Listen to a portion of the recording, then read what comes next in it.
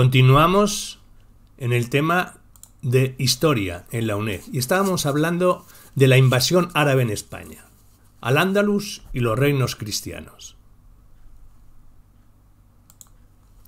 Los primeros asentamientos de las tropas musulmanas, las formas de control y gestión, alianzas entre familias, repartición del territorio. Es muy importante analizar el modelo con el que se asentaron los musulmanes en la península ibérica, pues supone el origen de la sociedad andalusí y en el futuro provocará tensiones étnicas y políticas que estarán siempre latentes durante la historia del Al-Ándalus.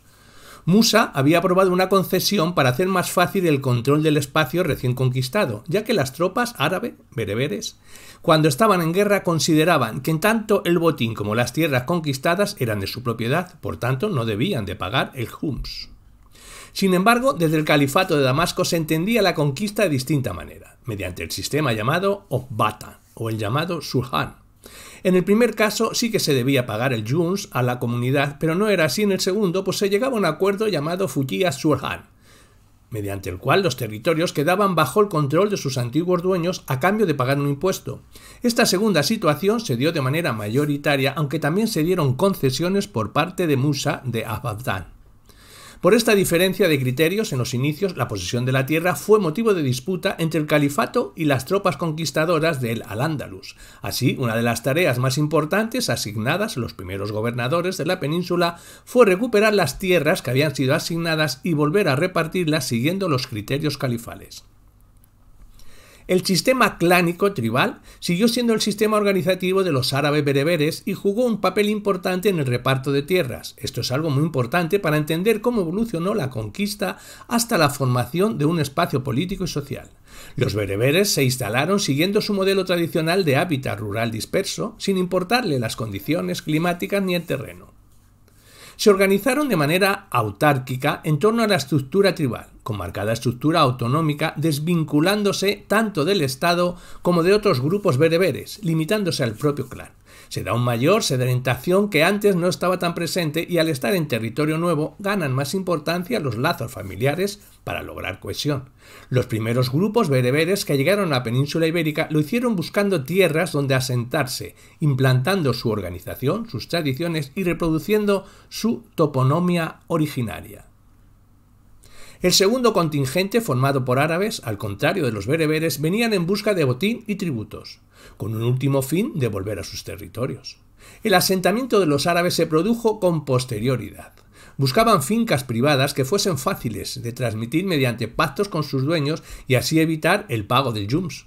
Pero este método para establecerse muchas veces era ilegal a ojos del Estado, pues resultaba difícil justificar la propiedad sobre estas. Dejando de lado cuál fue el método por que se distribuyeron, lo importante sería el cómo se distribuyeron. La hipótesis más aceptada hoy en día es que se iban distribuyendo conforme avanzaba la conquista. De esta manera, los bereberes que formaban parte del ejército de Tarik se habrían distribuido en el eje Gibraltar, Córdoba-Toledo, siguiendo la ruta llevada a cabo por este, expandiéndose también por la meseta y por las zonas del norte recorridas por el Tarik. Estas teorías están avaladas por importantes historiadores como Chalmeta o Guichard. Este último hizo un análisis sobre la toponimia bereber,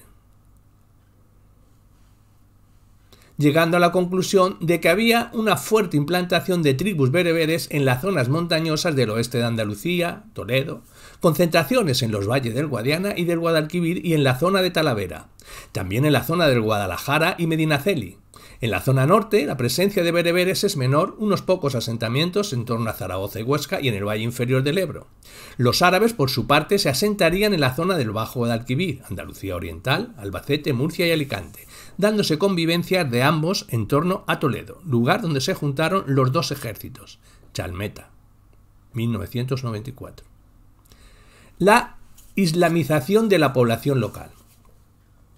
La visión tradicional de la sociedad de Al-Ándalus nos mostraba una España musulmana, donde se había producido un proceso continuista de la sociedad anterior a la llegada del Islam, pero incorporando elementos de esta religión.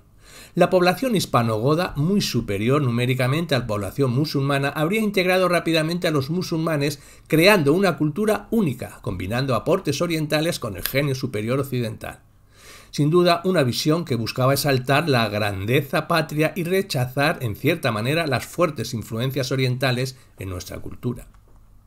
A las cifras tradicionales de musulmanes llegados en comparación con la población local, la cual era muy superior, las últimas visiones muestran que estos datos no eran tan dispares. La población local estaba muy mermada tras unos años de hambrunas y enfermedades, y los musulmanes, tanto árabes como bereberes, formaban parte de una sociedad tribal. Esto quiere decir que tras la conquista de la península trajeron a sus tribus y su sistema de vida. Estas tribus estaban formadas tanto por familiares directos como por clientes, por lo que hablamos de unas cifras muy altas. Esta estructura tribal será muy importante, pues se instaurará en la península creando un sistema patriarcal agnaticio donde todos dependían del pater familias. Estos grupos se definían a sí mismos como descendientes de un antepasado común, practicaban la endogamia y el honor era un elemento muy importante. Este honor se medía por la capacidad de mantener a sus mujeres dentro del clan mediante matrimonios endogámicos y la de captar mujeres de otros clanes. Estos grupos tribales, según expertos, fueron los artífices de la islamización del Al-Ándalus. Eliminaron la debilitada y desorganizada sociedad protofeudal visigoda y asimilaron a la población local mediante la integración de las mujeres hispanogodas en sus clanes, con la celebración de matrimonios mixtos. Al absorber a las mujeres hispanogodas en sus clanes, éstas perdían toda su herencia cultural, como fue el caso de Sara, nieta del rey Bitiza, la cual se casó con un sirio y sus descendientes en ningún momento se consideraron visigodos. Así pues, se observa que fue un proceso de ruptura y una islamización de la población adoptando la identidad de los conquistadores y no se dio una continuidad de la sociedad hispanogoda, creándose una España musulmana como los continuistas defendían. Hablemos de la población autóctona ante esta nueva situación. La población autóctona se dividía en aristocracia y campesinado. La aristocracia tenía dos opciones: luchar y morir o someterse. Se cree que muchos se sometieron. Estos estaban obligados al pago de unos impuestos a cambio de mantener sus propiedades. Muchos se convirtieron al Islam rápidamente para pagar menos impuestos y en busca de un rápido ascenso social. Algunas familias buscaban casar a sus hijas con miembros musulmanes, por lo que pasaban a formar parte de la tribu, y así estas familias finalmente desaparecían. Tenemos también el caso de las familias que se convertían pero no mantenían su identidad y rechazaban la absorción. Es el caso de los Banu Qasi, los cuales crearon lazos de parentesco con vasco-navarros en vez de con musulmanes y alcanzaron grandes cotas de poder. Por último, tenemos la aristocracia religiosa, los cuales se mantuvieron al lado del poder sin muchos cambios respecto a la época visigoda. Algo importante para conocer el grado de aculturación es la islamización de la sociedad, un proceso que en la península ibérica abarca los 2 primeros siglos después de la conquista.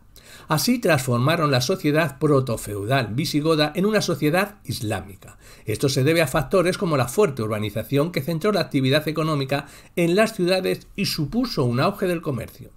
Las fuerzas no productivas disponían de monedas para intercambiar a cambio de productos, por lo que se creó un círculo económico que derivaría en el pago de impuestos no solo en especie, sino también en moneda. Esto, sumado a factores judiciales e ideológicos, hizo que se conformase una forma de vida común a la población general. En el aspecto religioso, la conversión fue algo muy secundario al principio. Es cierto que se dio una conversión mayoritaria tras la conquista, pero se debió a los beneficios económicos que suponía, con una integración en la sociedad y menos impuestos.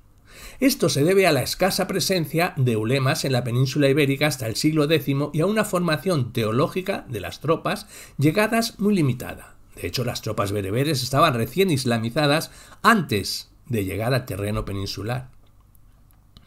Otra vía que tenemos para detectar la islamización de la sociedad sería el uso de la lengua árabe.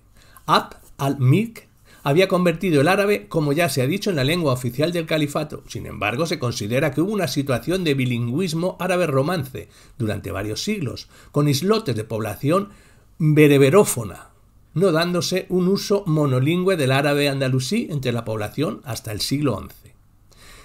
El mundo funerario también nos sirve para comprobar este proceso, al igual que nos servía para conocerlo en la transición al mundo visigodo anteriormente. Hay grandes necrópolis halladas en Jaén que muestran esta evolución. Los primeros enterramientos son justo tras la conquista y corresponden a cristianos. Las fosas eran rectangulares, antropomorfas y el cuerpo se colocaba en decúbito supino, con las manos cruzadas sobre el pecho. Las musulmanas más antiguas se mantienen igual, salvo cambiando la posición de costado y siendo la forma completamente rectangular. Finalmente las fosas irán estrechando y los cuerpos se dispondrán en dirección suroeste-nordeste, es decir, hacia la Meca. Hablemos ahora de la importancia de la moneda.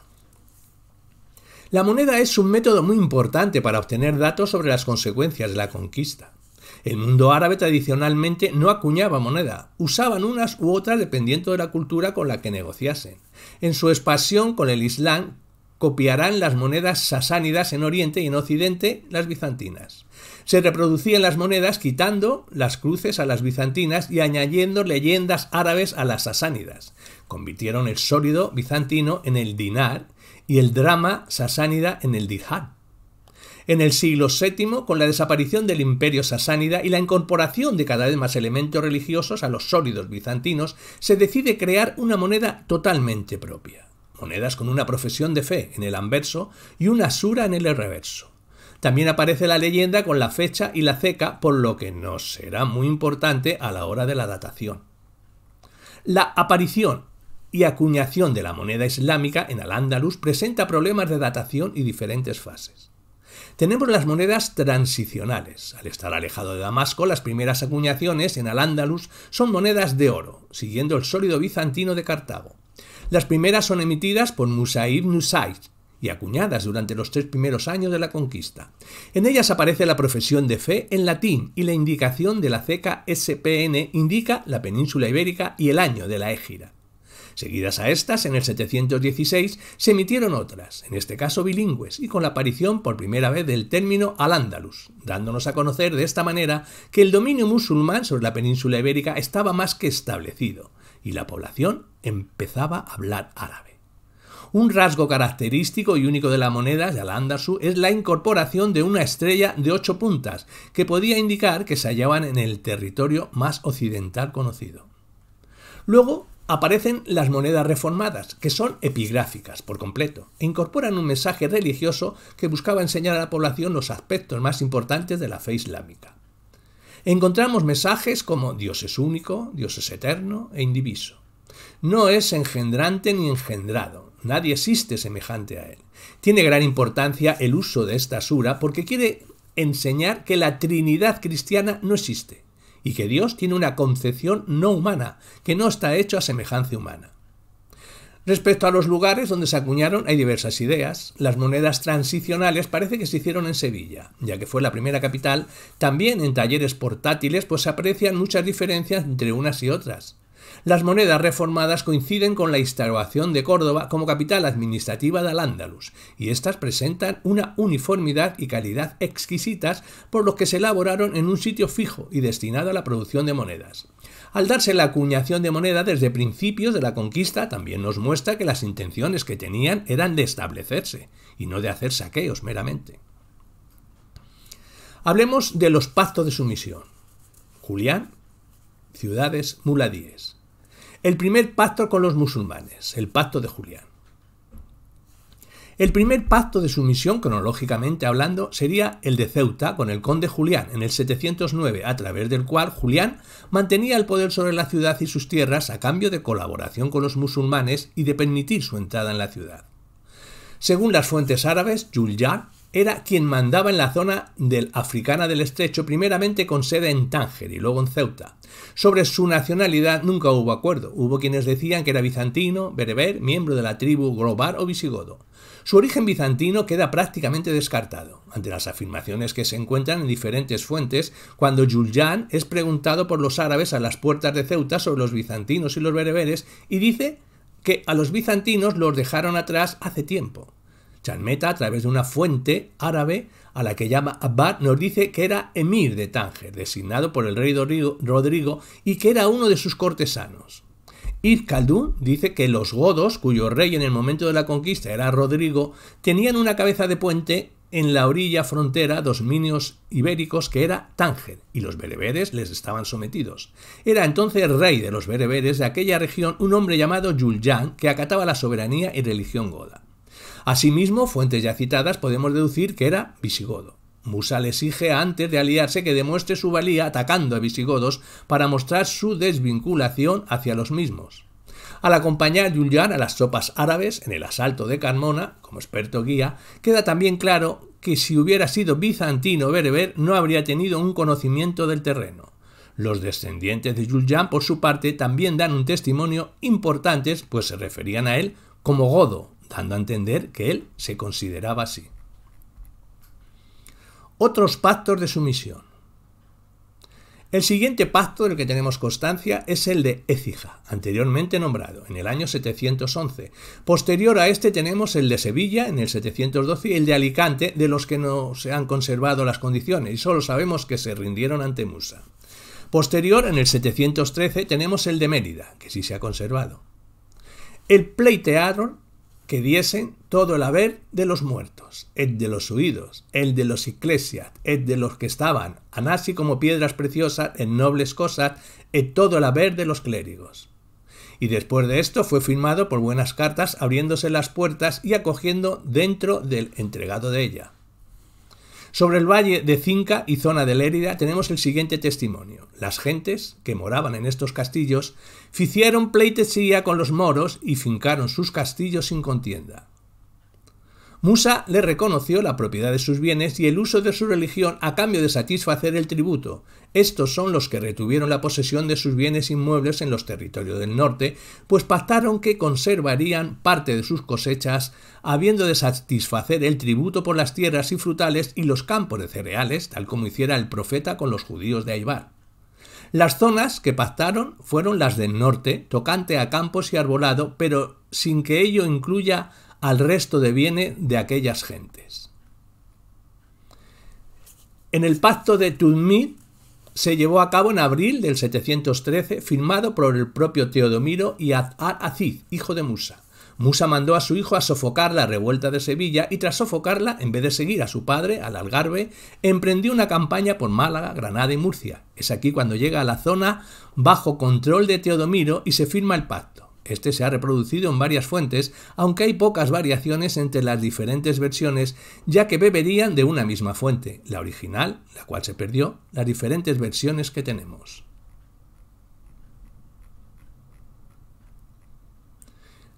Y de los pactos con familias muladíes, hablamos de los descendientes de Witiza.